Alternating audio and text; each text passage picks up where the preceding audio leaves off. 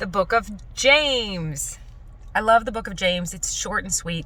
It's just 5 chapters long. I'm going to read one each Wednesday, except I'll double up on one Wednesday. There's 4 Wednesdays in January.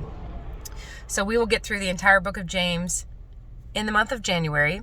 James is Jesus's brother, and I quote James chapter 1 verses 2 and 3 often, where he talks about all the trials, all the tribulation, consider it pure joy. This takes a conscious effort. Consider it pure joy.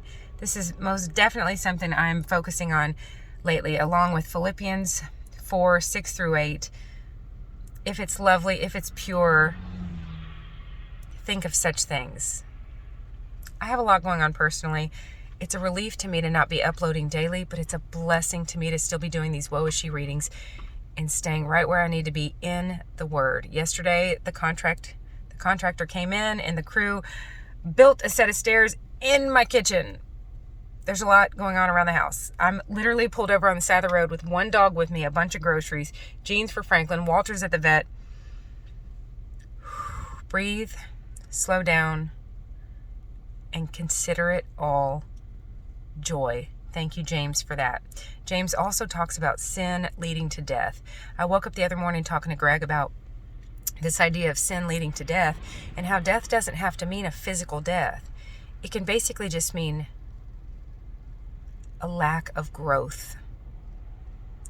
With everything growing around my house, kids, weeds, the house, the dogs, the poodles, ear hair, the stack of papers on my countertop, the bills, the list goes on and on. Philippians 2:14, I'm not complaining. I'm really not. I'm taking a deep breath and I'm realizing how important it is that as everything grows around me, that I grow as well. I am not my body. I am a spirit within this body. So I want to make sure that I am spiritually growing. Like I said, death doesn't have to mean like a physical death. It can just mean not growing. When something's not growing, it's dying. I'm glad to be here with you in the Word. It's a blessing. I'll upload every Wednesday. James talks about sin leading to death. And he talks about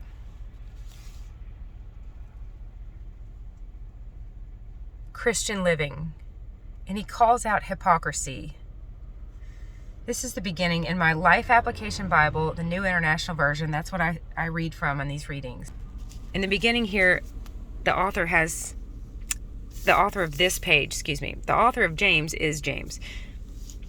But at the beginning of each one of these books, there's this page where there's a little bit of a creative writing piece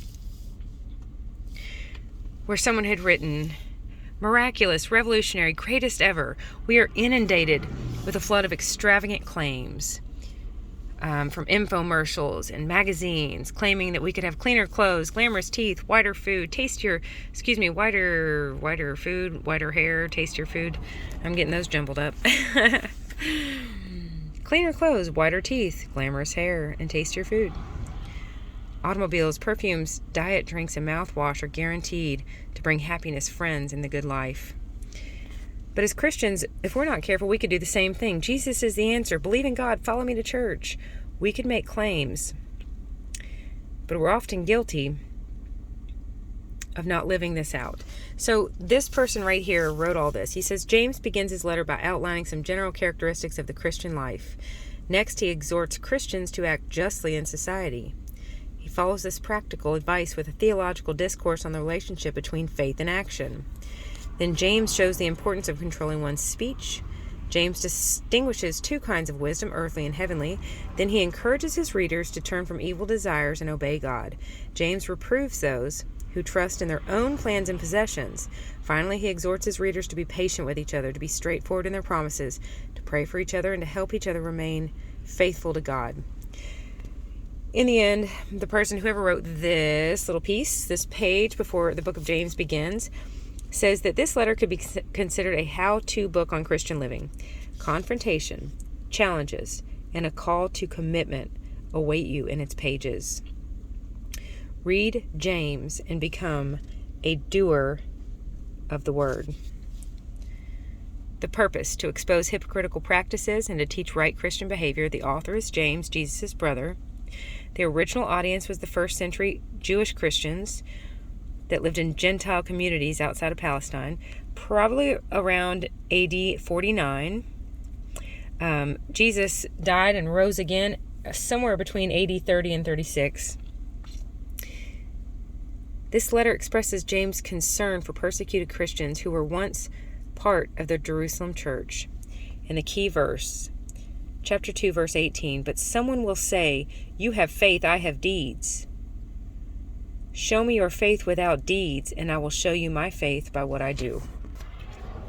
I'm looking forward to being in the Word with you and reading the book of James. An excellent reminder to live out our Christian faith and be a doer of the word. I'll see you tomorrow.